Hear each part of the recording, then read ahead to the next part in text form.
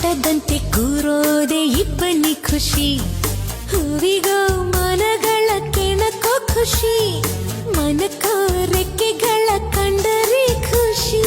ಮೋಡದಲ್ಲಿ ನೀಯೋದೆ ಬೆಟ್ಟದ ಖುಷಿ, ತೀರಕ್ಕೋ ಅಲೆಗಳ ಅಟ್ಟುವ ಖುಷಿ, ಜಲಕ್ಕೋ ಜಾರೋ ಬಂಡೆ ಆಡೋದೇ ಖುಷಿ. ನಮ್ಗೆ ಏನೇನ್ ಬೇಕೋ ಇಲ್ಲಿ